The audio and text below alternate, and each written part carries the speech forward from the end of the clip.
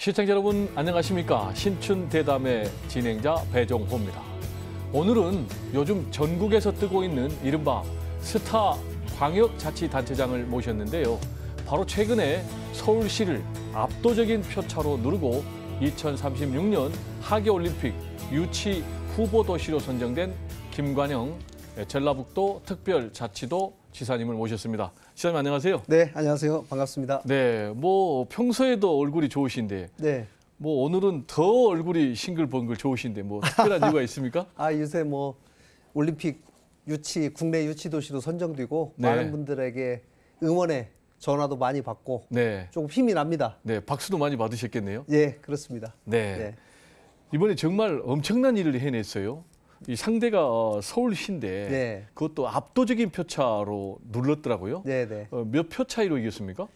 저희가 49대 11. 아, 4배가 넘네요. 예, 예. 오세훈 서울시장 깜짝 놀랐겠네요. 네, 아마도 오 시장님이 현장에서도 아마 질이라고 생각을 안 하셨던 것 같아요. 아, 그렇군요. 딱 득표가 딱 개표가 되고 나서 굉장히 놀란 표정을 제가 볼 수 있었습니다. 네, 그렇군요. 그렇다면 네. 이 전북이 네. 서울시를 상대로 네. 그것도 압도적인 표차로 이긴 비결이 있을 것 같은데, 비결.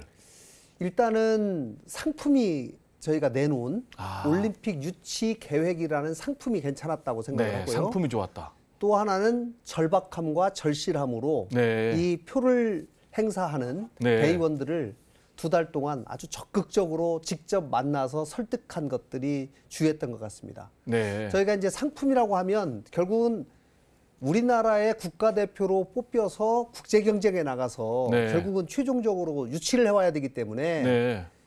우리가 내세우고 있는 올림픽 유치 계획이 얼마나 국제적으로 경쟁력이 있는가라는 것이 중요하기 때문에 네. 저희가 전북 혼자만의 올림픽이 아니라 네. 전북이 주도는 하지만 지방도시 간의 연대를 하는 연대 모델을 내세웠고 네. 이것이 IOC가 지향하는 네. 몇 개의 중요한 가치가 있는 그 가치에 다 부합하는 것으로 네. 저희가 그렇게 계획을 세우고 설득을 했던 것이 주요했던 것 같습니다. 네. 올림픽 유치를 지방연대를 통해서 네. 한다라는 전략이 주요했다. 네. 이렇게 말씀하셨는데 실제로 보니까 네. 홍준표 대구시장은 이제 국민의힘 소속이잖아요. 네, 네. 그런데도 지사님 네. 지지를 선언했더라고요. 예, 예. 깜짝 놀랐어요. 네. 그리고 또 김태흠 충남지사 이분도 국민의힘 소속이잖아요. 네, 예.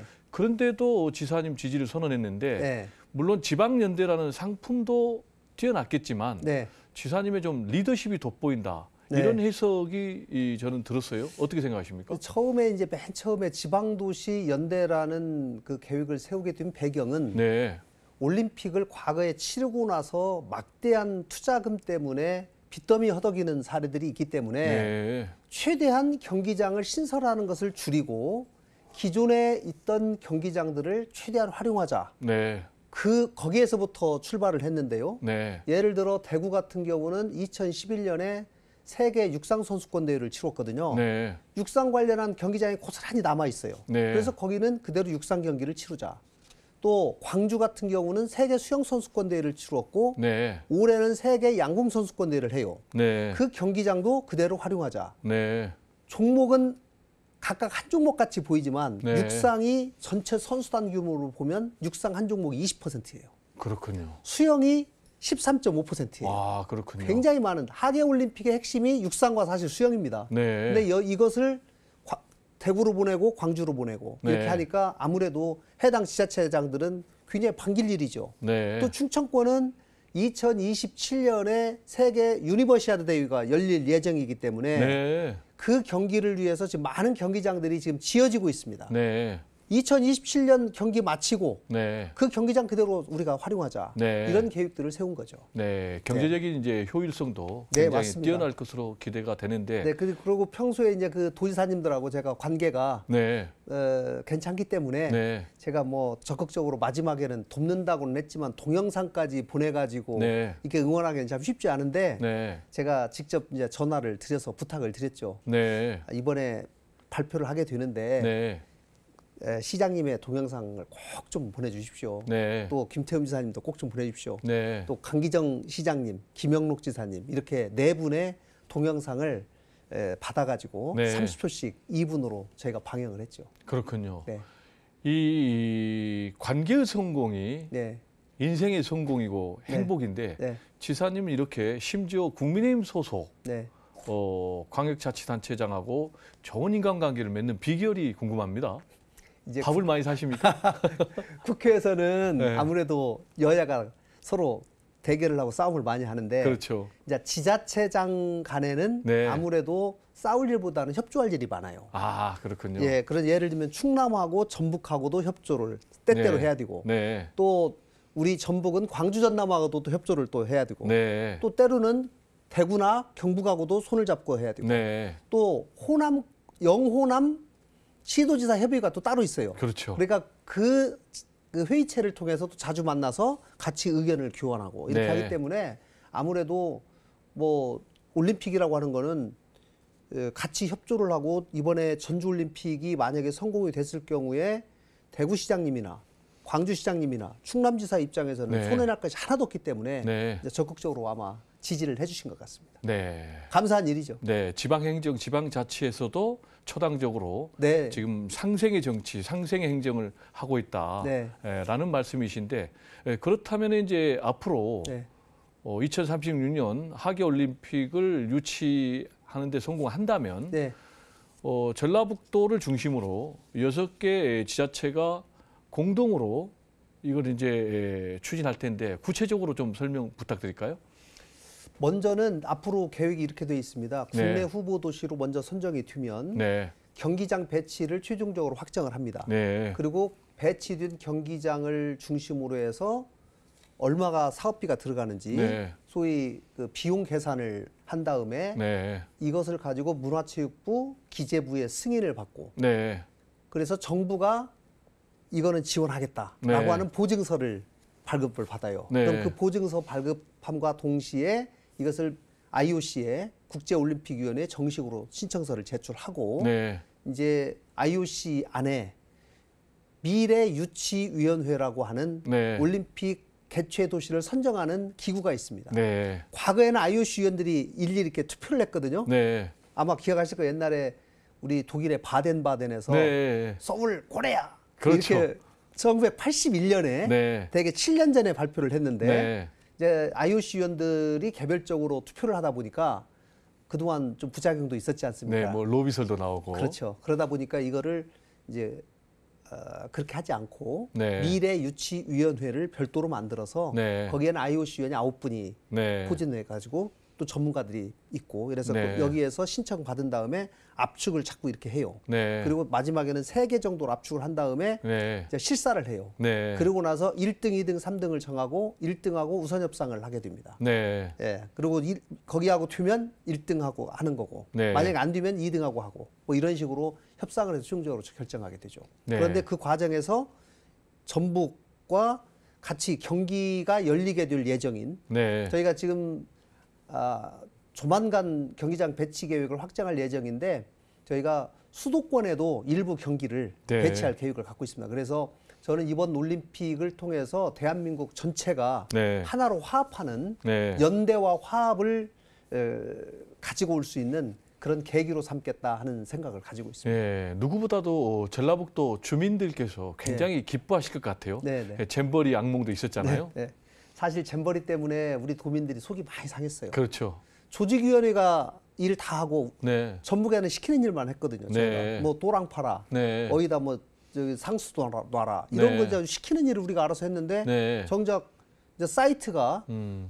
그 부안 새만금에서 하다 보니까 네. 일이 잘못되니까 네. 뭐 니네가 잘못한 거 아니냐 이렇게 이제 이 공격을 받으니까 우리 네.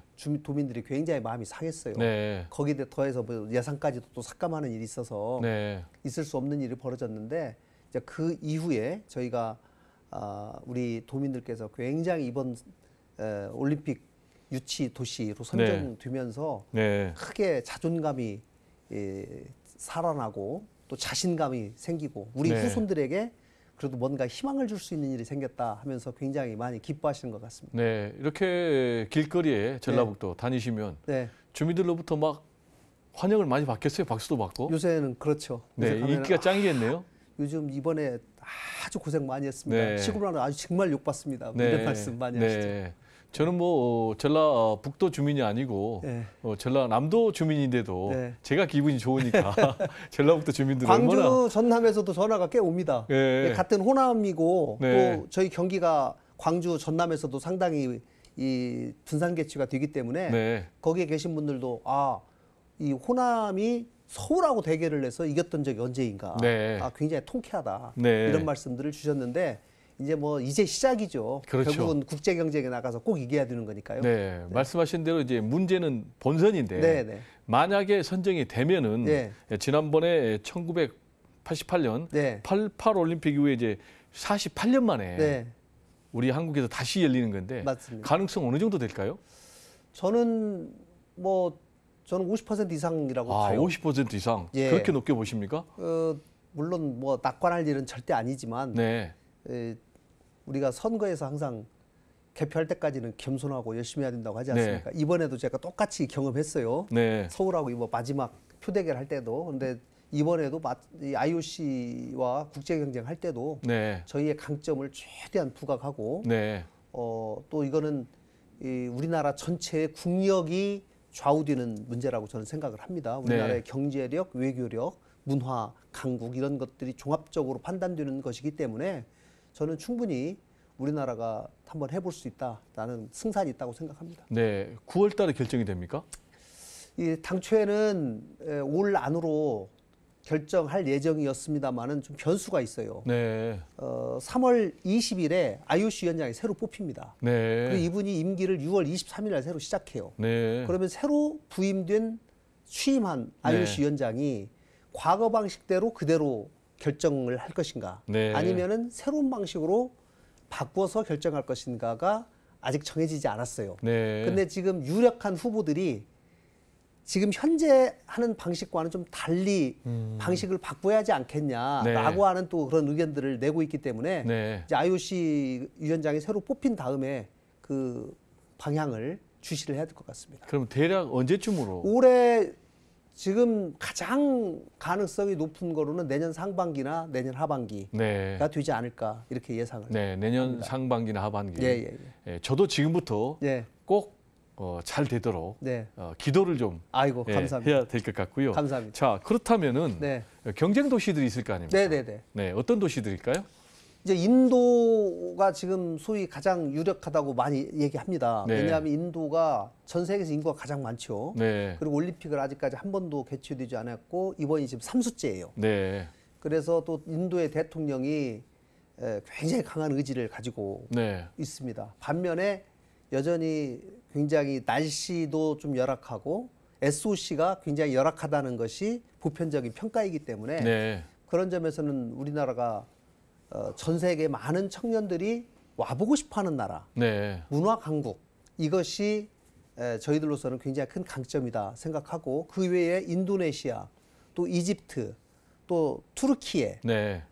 또 칠레, 사우디, 카타르 이런 나라들이 지금 도전장을 내걸었는데 이제 사우디, 카타르는 지난번 엑스포 우리 부산 엑스포 유치 경쟁에서도 보았듯이 굉장히 오일머니를 내세워서 네. 강한 로비를 하고 있기 때문에 네. 그게 조금 두렵기는 합니다만은 IOC는 조금 엑스포 유치하는 그 과정하고는 좀 다르고 네. 굉장히 높은 윤리성을 가지고 있어요. 네. 그동안의 스캔들 때문에 네. 그런 것들이 많이 보완이 돼서 저는 우리의 강점이 제대로 어필이 되고 간절함을 가지고 대응을 하면 충분히 승산이 있다고 생각합니다. 네. 높은 윤리성을 갖고 있으면은 우리 지사님이 또 미스터 클린이라는 그런 별명이 있으니까 네. 절대 밀리지 않을 것 같은데 그렇다면 네.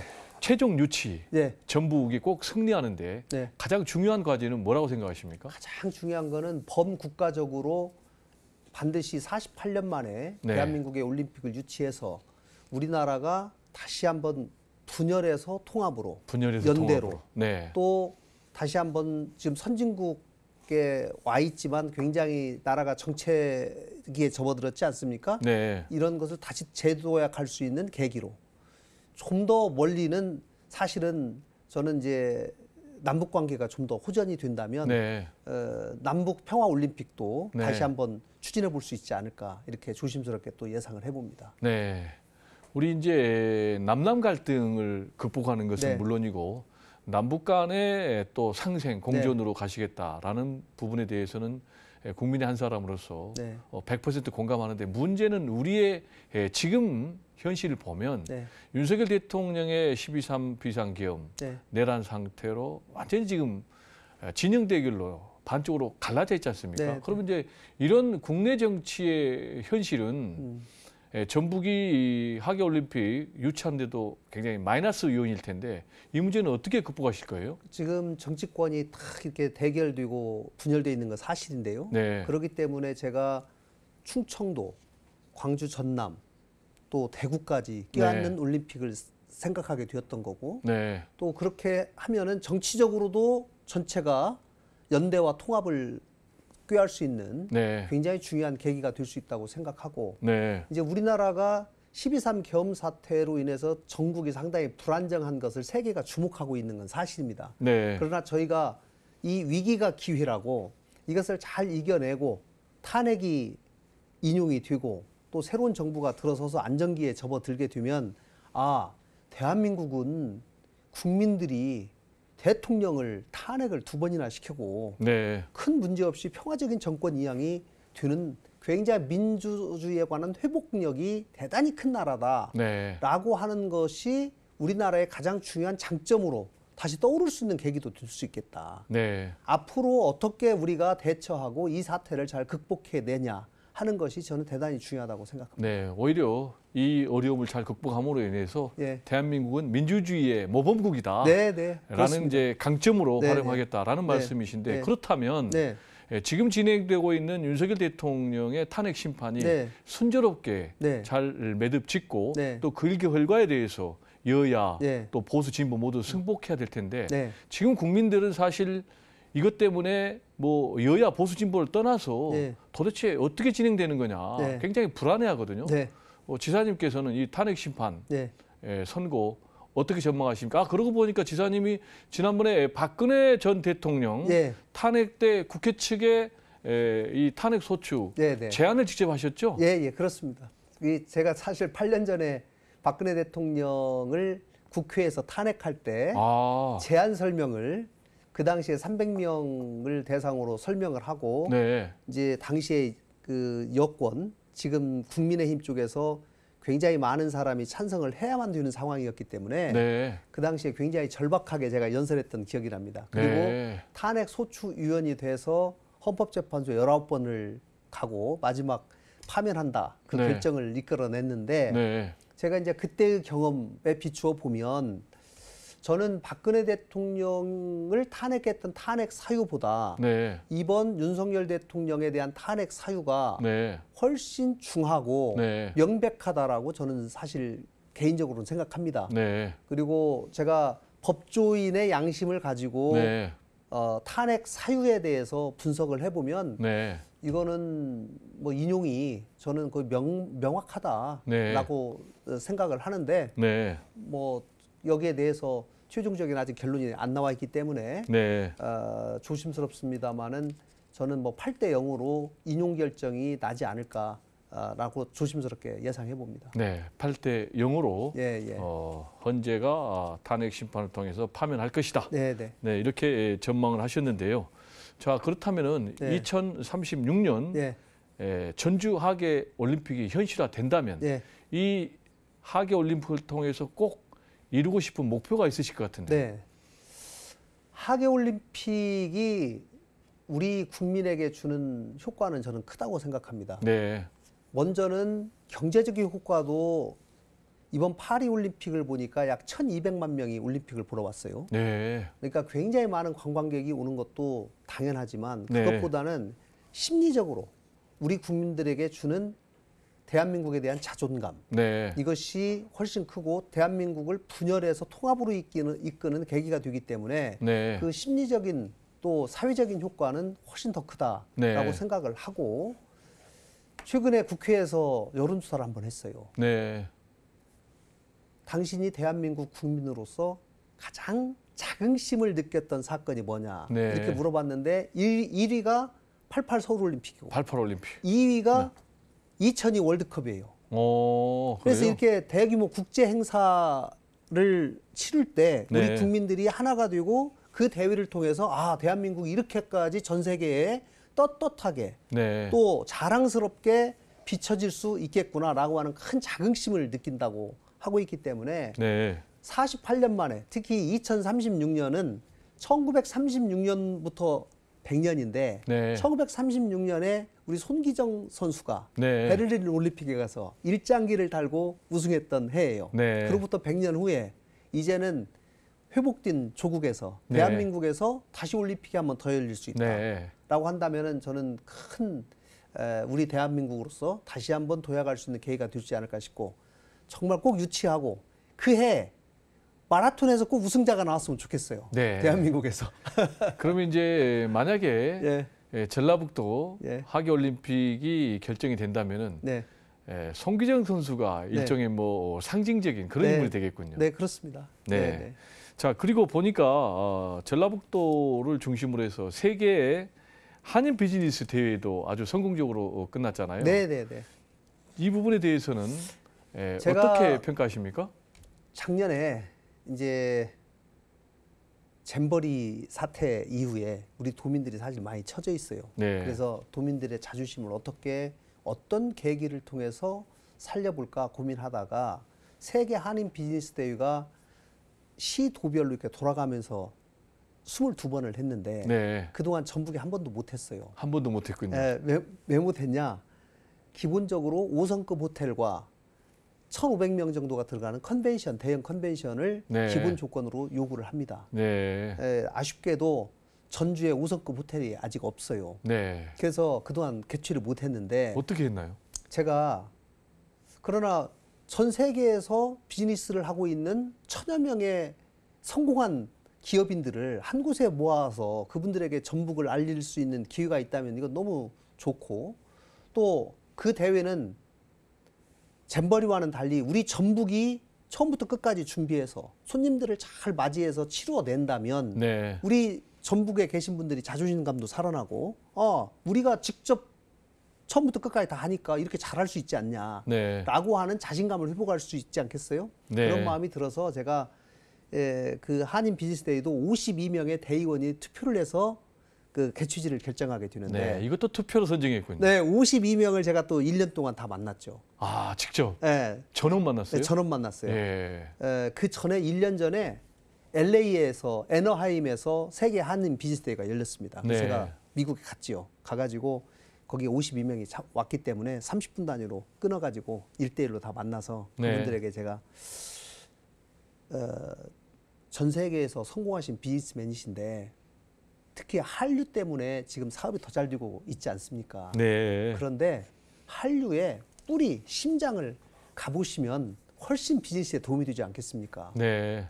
솔직히 우리는 5성급 호텔이 없지만 5성급 호텔보다 더 비즈니스 기회를 제공해 줄 수 있는 한옥이 있습니다. 네. 한옥에서 주무시고 한식 드시고 네. 한복 입어보고 네. 해서 K컬처를 제대로 느낀다면 5성급 호텔에 사는 것보다 훨씬 더 좋은 기회를 경험을 하게 될 거다. 네. 그리고 비즈니스에 대한 영감을 새만금에 한번 가보시면 네. 분명히 느끼게 될 거다. 네. 이렇게 설명을 했더니 이분들이 설득을 해주셔가지고 최종적으로 인천, 제주, 전북이 이렇게 대결을 했는데 여기도 제가 직접 프레젠테이션을 했습니다. 네. 했는데 최종적으로 인천을 한 표 차로 이기고 우리가 개최지로 결정이 됐어요. 네. 그리고 작년 10월 22일부터 24일까지 저희는 컨벤션이었기 때문에 전북대학교에서 했어요. 네. 그런데 굉장히 역사상 가장 많은 참가자, 또 관람객, 또 계약액 수도 가장 많고 네. 이렇게 해서 그분들이 내가 22년 동안 한인 비즈니스데이, 과거에 한상대회라고 그러는데 한상대회 다 가봤는데 정말 최고다. 네. 전북이 이렇게 좋은지 몰랐다. 네. 이렇게 말씀들을 하고 가셔서 굉장히 성공적인 대회가 될 수 있었던 것 같습니다. 네. 지사님은 이제 유치전에 뛰어들었다 예, 하면 이렇게 승리를 거머쥐니까 예, 미스터 프레젠테이션 거버너 예, 라는 이제 그런 별명까지 생겼는데 예, 예. 그 비결, 영업 비밀이 좀 있을 것 같은데 살짝만 좀 공개하실까요? 사실은 국가 공모 사업이나 이런 거를 할 때 그동안은 도지사가 직접 프레젠테이션 한 일은 거의 없어요. 네. 근데 이제 저는 이 워낙 좀 절박하고 저희 직원이 하는 것보다는 제가 직접 했을 때 가능성이 1%라도 분명히 높을 것이다. 네. 라는 생각으로 제가 지금까지 7번을 했어요. 7번. 예. 네. 그래서 했는데 결국은 프레젠테이션을 잘하려면 준비를 많이 해야 돼요. 준비. 예, 철저한 준비, 절박함. 네. 그리고 심사위원들을 직접 눈으로 보면서 보통 제가 15번에서 20번 정도씩을 스탑워치를 켜놓고 미리 연습하거든요. 우리 네. 직원들 앞에서. 그리고 연습하고 나서 여기서 뺄 말은 뭐냐, 다시 더할 말은 뭐냐. 네. 계속 같이 토론하고 네. 준비하고 하면서 결국은 이 프레젠테이션의 PT 내용을 거의 다 이제 숙지를 하게 되는 것이죠. 네. 그래서 하는 건데 아무래도 도지사가 직접 나와서 심사위원들을 직접 얼굴을 보면서 직접 네. 설명하는 것이 가장 큰 장점이 아닌가 싶습니다. 네. 네. 그러면 이제 지금까지 네. 승률이 어떻게 되십니까? 승률 네. 7전 5승 1무 1패예요. 7전 5승 1무 1패. 예. 야, 대단해. 그러니까 패가 한 번 있었네요. 네, 네, 네. 그러면 그 한 번이 좀 궁금해. 왜 그때는 안 됐을까? 그때 프레젠테이션을 굉장히 이 고창에 그 유네스코 기념관을 세우는 네. 이 사업인데 이제 준비를 하고 갔어요. 갔는데 갑자기 코로나가 좀 창궐을 해가지고 코로나 아. 시절인데 갔더니 심사위원들이 앞에 앉아 있는 것이 아니라 심사위원들은 다른 방에 가 있고 예. 저한테는 마스크를 쓰고 컴퓨터 앞에서 하라는 거예요. 네. 완전히 얼굴도 보지 못하고 브라인드 PT 하고 그냥 내려왔어요. 네. 너무 아쉬웠어요. 네. 그러니까 제가 직접 그분들 얼굴을 보고 얘기를 하고 질문 답변을 하면서 네. 서로 마음이 좀 통해야 되는데 네. 그럴 기회가 전혀 없었죠. 네. 뭐 아니나 다를까 탈락이 됐더라고요. 네. 그럼 이제 올림픽 이 도시 네. 유치전 할 때는 직접 얼굴 드러내고 PT 하십니까? 이번에는 제가 직접 했죠. 이번에는 했는데 네. 제가 국제 경쟁을 할 때는 네, 국제 경쟁. 아무래도 그 동안은 언어 문제가 있으니까 네. 그래도 가장 전문가 그래도 영어에 익숙한 그런 전문가들을 그동안 활용했다고 들었습니다. 네. 그러나 비공식적인 네. 그런 과정에서는 이제 제가 가장 잘 이해하고 있으니까 네. 충분히 설명을 해야죠. 네. 네네. 그리고 이제 지사님이 취임하신 이래로 네. 전라북도의 기업 유치가 네. 아주 활발하게 네. 이루어졌다 이런 네. 평가를 받고 있는데 네. 구체적인 성과들이 어떻게 됩니까? 저희가 이제 그동안 과거 한 20년을 보니까 1년에 연평균 약 2조 정도 투자 유치를 했어요. 네. 근데 저희가 지금 2년 반 됐는데 약 15조 원 정도 투자 유치를 했어요. 아, 15조. 예, 네. 과거에 비하면 좀 많은 편이죠. 그러네요. 그런데 이제 아무래도 새만금이 좀 도약기에 접어든 것 같습니다. 네. 새만금의 내부 간선도로가 생기면서 네. 많은 기업들이 새만금으로 입주하고 있고 네. 저희가 당초에 조성해 놓았던 산업단지가 지금 땅이 없어가지고 네. 지금 열심히 매립하고 있습니다. 추가적인 산업단지를 조성할 정도로 이 새만금이 인기가 좋은데 뭐 아무래도 새만금의 2차 전지 특화단지로 지정이 되면서 네. 2차 전지와 관련된 많은 소재 기업들이 그곳으로 집단으로 몰리고 있어요. 네. 이것은 뭐 큰 흐름이라고 보는데 앞으로도 그 흐름이 상당히 가속화되지 않을까 싶습니다. 네. 이렇게 이제 많은 기업들이 전북에 유치가 됐다면 네. 전라북도의 경제가 지금 굉장히 네. 잘 돌아갈 것 같은데요. 아직 지금 바로 그렇게 효과가 나오는 데까지 좀 시간이 걸리는 것 같아요. 네. 그러니까 제가 15조를 유치했어도 공장을 새로 짓고 네. 가동하는 데까지 최소한 시간이 3년 내지 5년이 걸리다 보니까 네. 아직은 지금 경제에 바로 직접적으로 영향을 주지는 못하고 있는 것 같고 네. 다만 저희가 당초 계획했던 대로 투자가 적시에 실제로 일어날 수 있도록 지금 관리를 강화해 나가고 네. 있습니다. 2차 전지가 요즘 트럼프 대통령이 당선되고 나서 전기 네. 자동차 비중을 좀 줄이다 보니까 네. 소위 캐즘이라고 해서 당초에 예상했던 것보다는 그 증가 속도가 좀 낮아요. 네. 그러다 보니까 배터리에 대한 수요가 줄어들기 때문에 거기에 공급하는 여러 소재를 만드는 새만금에 있는 많은 회사들도 네. 당초 생각했던 것보다는 지금 그렇게 매출이 급하게 성장되지는 좀 않고 있다. 네. 다만 좀 천천히 좀 가고 있다. 이런 상황을 말씀드립니다. 네, 이제 완만한 상승세를 보이고 네, 네. 있다라고 말씀해 주셨는데 지사님께서 이렇게 기업 유치에 네. 정렬 쏘고 계신 특별한 배경이 있습니까?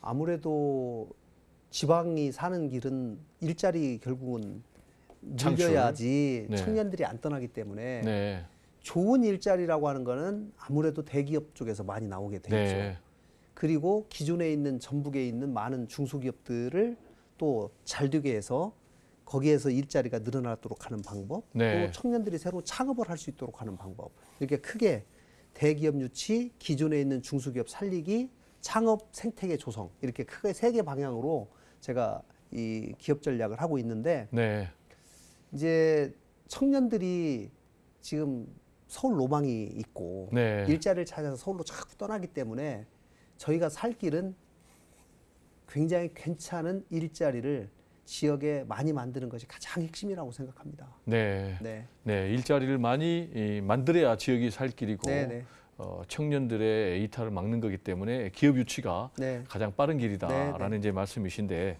아까 이제 2차 전지 특화 단지 말씀하셨잖아요. 네, 네, 근데 트럼프 정부 출범 이후에 네. 상당히 좀 어렵다 네. 이런 얘기들이 나오는데 지금 상황은 어떻습니까? 그러니까 우리 지금 2차 전지 배터리 완성체 업체가 LG 에너지 솔루션, 삼성 SDI, SK온 네. 이 3개 3사인데 이 네. 3사가 만드는 배터리에 들어가는 여러 소재, 뭐 양극재, 음극재, 전해질, 분리막 이런 것들을 우리 새만금에 있는 많은 기업들이 만들어서 네. 거기에 납품을 하는 것이거든요. 그런데 배터리에 대한 수요가 당초에는 작년에 비해 작년이 100이라면 올해는 150, 내년에 200으로 예상해서 공장들을 지었는데 그렇군요. 150, 200으로 안 가고 120, 140 이렇게 네. 좀 천천히 가고 있어요. 네. 그러다 보니까 아무래도 지금 2차 전지 소재 기업들이 투자는 많이 돼 있는데 네. 그거를 제대로 공장을 다 100% 돌리지 못하고 있기 때문에 가동률이 떨어지다 보니까 굉장히 최근에 좀 어려운 것이 사실입니다. 네. 정부가 특별히 이 어떻게 보면 약간 춘궁기라고 할까요?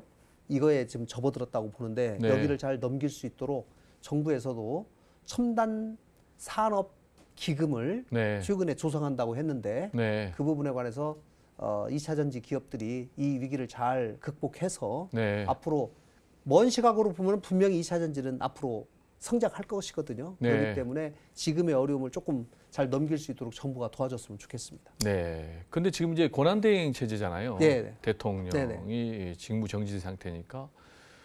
그렇다면은 현재 정치권에서 추경과 관련해서 한참 논의가 진행 중이니까 너무 일단- 아쉬워요. 네. 사실은 지금 탄핵이 되기 전에 탄핵이 돼가지고 만약에 대선으로 가버리면 이거 추경하기가 쉽지 않거든요. 네. 대선 모드로 바로바로 가기 때문에.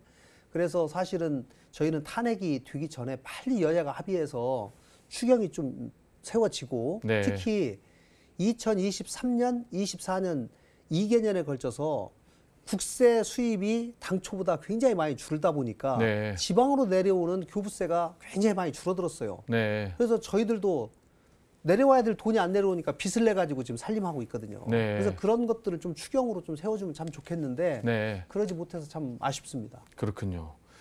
전라북도의 한 이제 언론에서 얘기를 했더라고요. 네. 전라북도는 기업하기 좋은 도시다. 네, 그렇다면 이제 궁금한 게 어떤 점에서 전라북도는 기업하기 좋은 도시인가 좀 궁금합니다. 저희가 2024년에 중앙 언론사에서 전국에서 17개 지자체를 대상으로 평가를 했어요. 네. 그중에 가장 기업하기 좋은 도시다, 전북이다 이렇게 상을 받았어요. 그렇군요. 그래서 제가 이제 그 이유를 좀 분석을 했죠. 네. 그랬더니 저희가 그동안 해왔던 여러 성과들이 있는데 대표적인 것으로 맨 처음에 공무원 한 명이 기업 하나를 1대1로 마크를 해요. 네. 그래서 일주일에 한 번씩 전화를 하고 네. 한 달에 한 번씩 공장 현장을 방문해서 네. 기업의 애로를 네. 해소해주는 네. 그 전담 제도를 처음에 도청 공무원 500명으로 아. 500개 기업을 네. 매치해서 실시를 했는데 네. 1년 동안 1,300건의 민원을 해결을 했어요. 네. 그러다 보니까 기업들이 반응이 아주 좋아서 네. 도청에 있는 공무원 500명 이외에도 네. 더 확대를 시키자. 아, 시장 네. 군수님들하고 같이 회의를 해서 네. 지금은 C군에 있는 공무원까지 같이 합해서 2,800명의 네. 공무원이 네. 2,800개의 기업을 1대1로 마크를 내서 그 기업들의 애로사항을 해소해주는 일을 하고 있습니다. 네. 대단히 의미 있는 일인데 네. 이른바 뭐 멘토링 같기도 하고 네, 네, 네. 서포팅 하는 것 같기도 한데 그러면 구체적인 성과들이 나오고 있습니까? 아무래도 그렇게 1대1로 마크를 하니까 기업들이 너무 좋아하죠. 네. 그리고 다른 데서 소문을 내요. 네. 아, 우리가 이렇게 하기가 좋다. 그리고 그 외에 제가 기업들이 이제 환경 오염 단속을 하지 않습니까? 대기 오염, 수질 오염 단속을 네. 하는데 통상은 불시에 가서 단속을 하고 그리고 또 나중에 이행 여부를 점검하기 위해서 한번 또 나가요. 네. 근데 저희는 모든 거를 예고제로 바꿨습니다. 네. 자, 한 달 뒤에 점검하러 나가니까 그때까지 고쳐놓으십시오. 네. 스스로 점검해서 만약에 여기서도 위반이 되면 이거는 굉장히 크게 우리가 과징금을 부과할 수밖에 없습니다. 네. 이렇게 미리 예고를 하거든요. 네. 그 예고하고 가니까 기업들이 예측 가능하잖아요. 네. 그 미리 잘못이 있으면 고쳐놔요. 그러니까 우리 이 공무원들하고 얼굴 붉힐 일도 없고 네. 기업들이 이 부분을 굉장히 고마워하더라고요. 그렇군요. 그리고 세무조사도 저희가 지방세 세무조사를 하는데 연초에 세무조사를 1년에 한 100개 기업 하는데 100개 기업에게 편지를 다 보냅니다. 네. 올해 귀하 기업이 세무조사 대상입니다. 다만 언제 세무조사 나가면 좋을지를 회사 사정을 고려해서 알려주시면 그 시기에 맞추겠습니다. 그래서 회사 사정을 고려해서 세무조사 시기를 네. 선택할 수 있도록 네. 또 저희가 권한을 드렸어요. 네. 기업에게. 굉장히 이 네. 기업들 입장에서는 좋아할 것 같은데요. 네네. 자, 그리고 이제 아까 윤석열 대통령의 탄핵 심판 인용이 될 것이다. 네. 선고를 통해서. 그러면 이제 파면이 되는 건데 네. 그러면은 60일 이내에 이제 대선이 열리니까 네, 네. 조기 대선이 되니까 네. 뭐 한 5월 네. 조기 대선이 전망이 되는데 관련해서 뭐 여야 여러 대선 주자들이 나오고 있어요. 네. 그래서 야, 우리 호남에서는 대선 주자가 누가 있어야 되는 것 아니냐? 네. 그러면서 뭐 남도지사도 네. 대권 도전 선언했는데 네. 그래서 지금 김관영 지사님께도 네. 야, 혹시 우리 김관영 지사도 대권 도전하는 거 아니야? 네. 라는 그런 이제 기대감도 있고 네, 궁금하기도 하는데 대권 도전 하실 겁니까? 뭐 여러 물어보시는 분들은 계시는데요. 네, 제가 지금 올림픽 유치에 너무 바빠서 네, 또 저희 도정에 너무 바빠서 네, 뭐 대권에 지금 도전할 생각보다는 도정에 좀 더 집중하고 네, 반드시 좀 올림픽이 최종적으로 네. 대한민국에 유치될 수 있도록 네. 하는 이 일에 좀 더 집중하는 것이 맞다라고 네. 생각합니다. 네. 지금은 이제 올림픽 유치에 예. 집중하겠다라는 네. 말씀인데 올림픽 유치가 확정이 되면 네. 그러면 대권 도전하실 거예요? 근데 그때 가봐야죠. 그거는 뭐 국민들께서 사실은 네. 국민들께서 지지를 보내주셔야지 이거는 하는 거니까요. 네, 그건 뭐 하늘이 여러 가지 이치가 맞아야 되는 거죠. 네. 국민들의 지지 여부에 따라서 예. 순리대로 네, 네. 판단하시겠다라는 이제 그런 말씀이신데 네. 지금 전 세계적인 추세가 메가시티로 가는 그런 추세 아닙니까? 예, 예. 그러다 보니까 이제 국내에서도 실제로 그런 움직임들, 예. 뭐 불경 같은 경우는 통합을 네. 했다가 다시 뭐 잘 안 되기도 했지만 지금 뭐 대구 경북도 네. 통합으로 가는 그런 추세인데 네. 어떻습니까? 강주, 전남, 전북 같은 경우는 뭐 메가시티 경제동맹 추진을 하고 있는 것으로 알고 있는데 잘 되고 있는지요?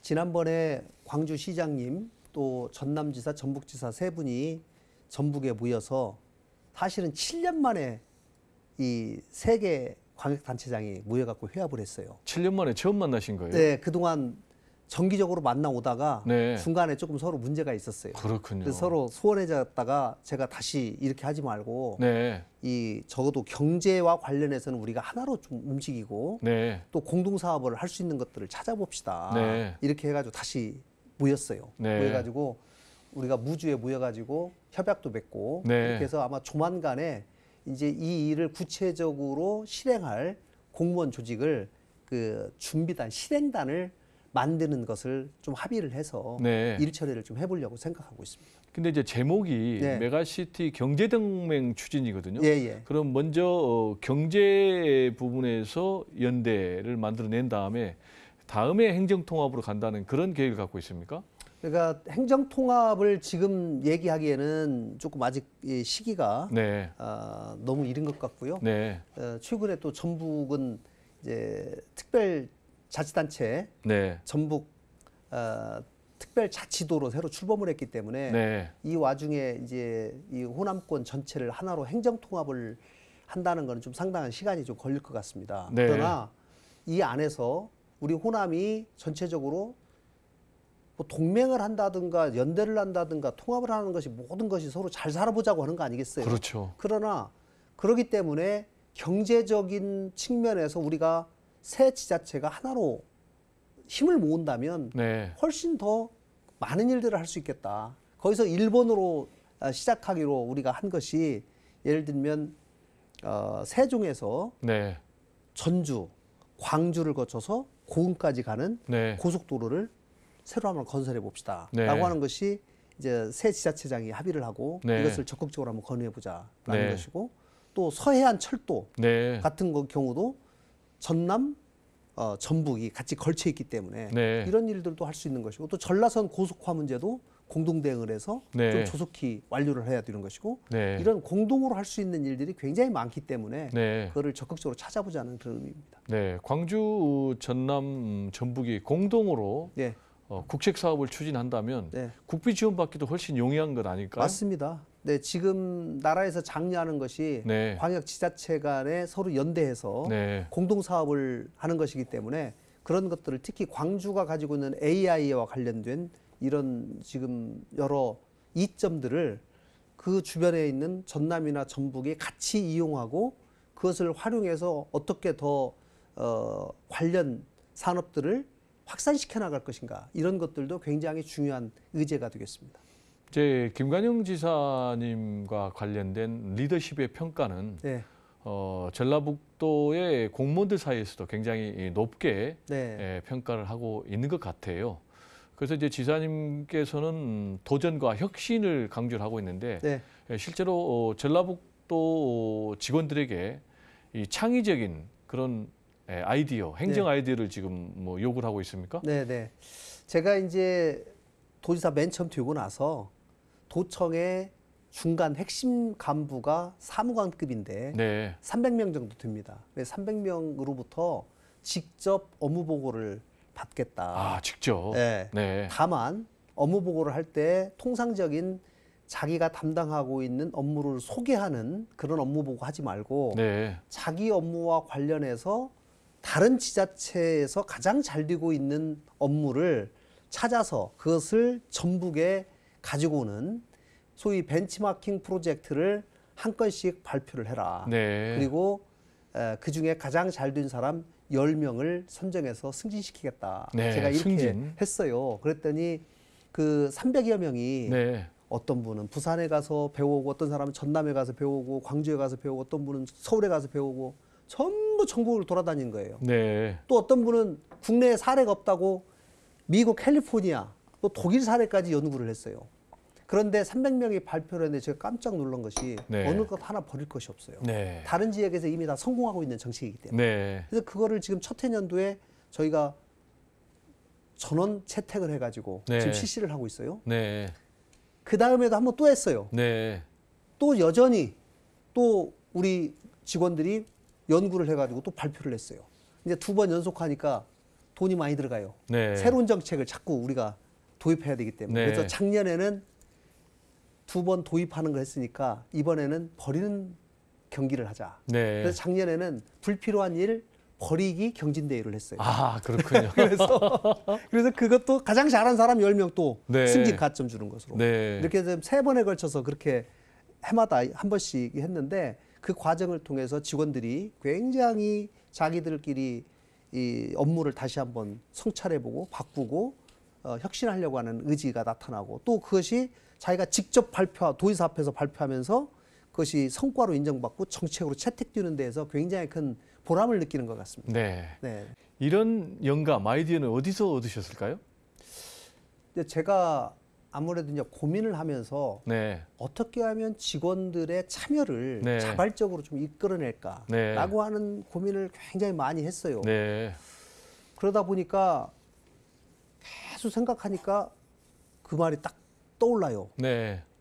옛날에 아리스토텔레스가 유레카 하면서 발견했다는 네. 것처럼 제가 직원들에게 직접 업무보고를 받고 그분들을 참여를 시키면 좋겠다라고 네. 했는데 한번 해보니까 너무 성과가 좋아서 네. 이건 계속 조금 더 진전시켜가면서 또 새로운 방식으로 그렇게 지금 계속 하고 있습니다. 네. 전북형 예. 주 4일제. 네네. 이 부분도 굉장히 창의적인 행정으로 언론에서 주목을 받고 있더라고요. 네네. 구체적으로 어떤 내용인가요?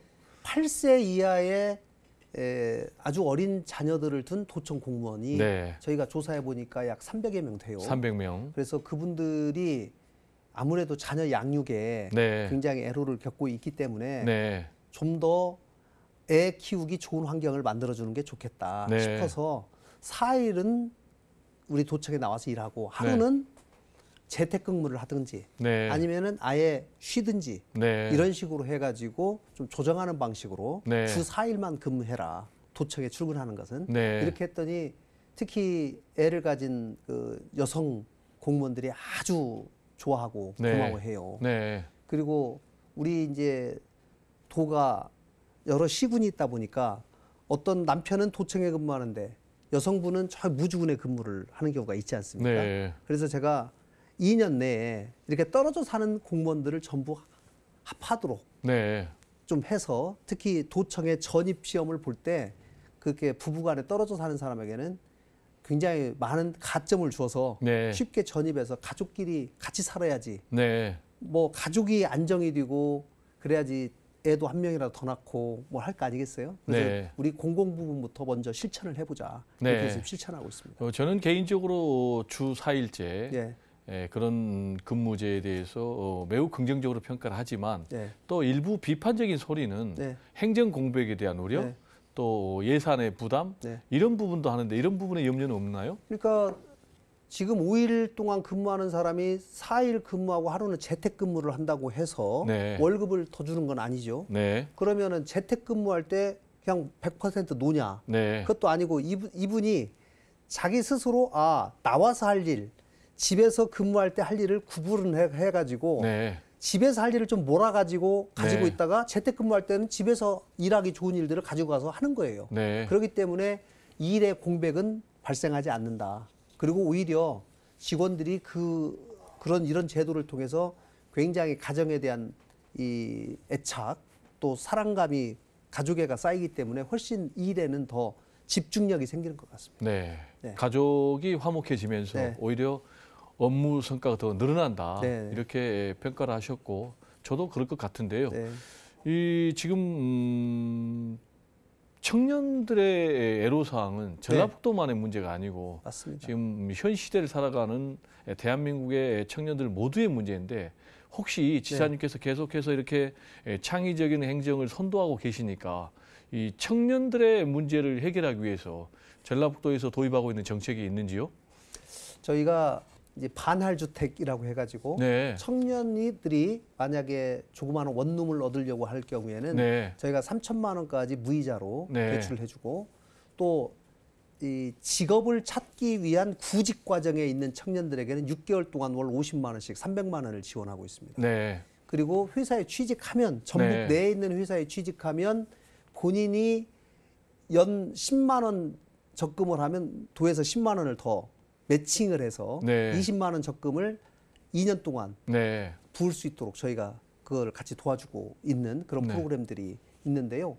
청년들이 아무래도 우리 지역에서 좀 고용 많이 할 수 있도록 하는 다양한 지원책들을 세우고 있고 특히 저는 무엇보다도 이 스타트업 생태계를 만드는 것이 청년들에게는 무엇보다도 중요하다라고 생각이 되어서 제가 도지사 되기 직전에 20년 동안 전북에서 조성한 펀드, 벤처 펀드의 총액이 2,200억 정도 됐는데 네. 지금 2년 6개월이 지난 작년 말 현재 2,200억이 8,600억으로 증가를 했습니다. 네. 굉장히 제가 펀드를 많이 만들었거든요. 네. 그만큼 스타트업에 투자할 수 있는 실탄을 많이 만들어 놨기 때문에 네. 아마도 이 청년들이 창업할 수 있는 의욕을 많이 고취하는 데는 굉장히 좀 기여를 하는 것 같습니다. 네. 펀드 기금이 뭐 8천억이 네. 넘을 정도로 뭐 거의 뭐 한 뭐 4배 이상 늘었는데 그렇게 펀드 기금이 는 네. 비결이 좀 궁금합니다.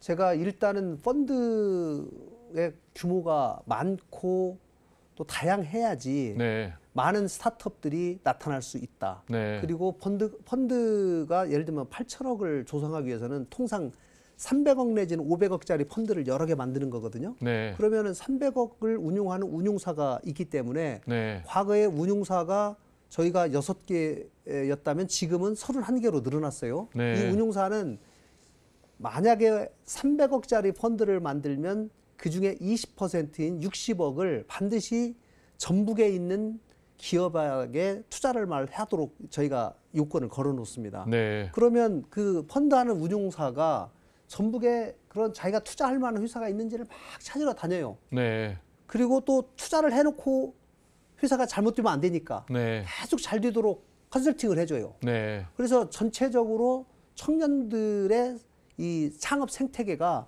전체적으로 살아나는 그런 효과가 나타나는 것을 지금 확인할 수 있습니다. 네. 그러면 이제 지사님이 취임하시기 전과 네. 후에 네. 스타트업 증가 네. 추세가 확연히 좀 다를 것 같은데요.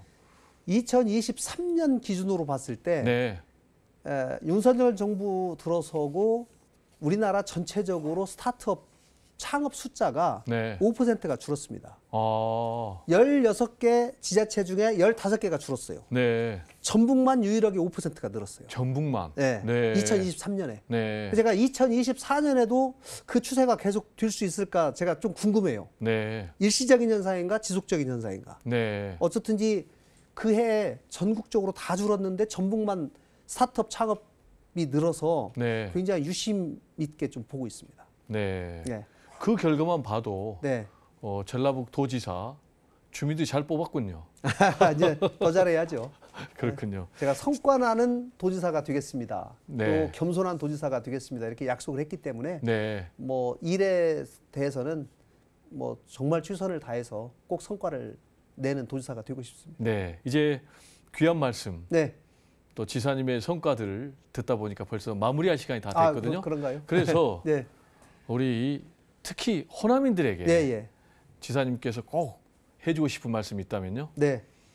호남 전체가 저는 끊임없이 도전하는 도전 정신을 좀 더 기르면 좋겠다는 생각을 합니다. 전체적으로 타 지역 영남이나 충청 수도권에 비해서 우리 호남인들이 굉장히 정이 많고 이웃들에게 나누는 문화는 참 강한데 새로움에 도전하는 문화가 조금 부족한 것이 아닌가, 이런 부분을 보충한다면 앞으로 호남이 우리나라 전체를 다시 한번 그 중심이 될 수 있는 계기가 될 수 있지 않을까 싶고, 그 중심에 2036년 하계올림픽이 저는 있다고 생각합니다. 네, 앞으로 우리 호남이 네. 대한민국을 견인하는 네. 그런 지역이 될 것이고 네. 특히 그 중심에 전라북도의 하계올림픽 유치 성공이 있을 것이다. 네. 이런 말씀이 꼭 현실화되기를 진심으로 기원하면서요. 네, 오늘 귀한 말씀 감사합니다. 네, 고맙습니다. 네, 오늘은 김관영 전북특별자치도 지사님을 모시고 하계올림픽 유치 후보도시 선정 등 최근에 잇따르고 있는 전북의 쾌거, 그리고 기업 유치, 더 나아가서 그의 리더십 등에 대해서 자세히 알아봤는데요. 지금까지 함께해 주신 시청자 여러분들께 진심으로 감사의 말씀을 드리고요. 다음 이 시간에 더 좋은 모습으로 찾아뵙겠습니다. 감사합니다.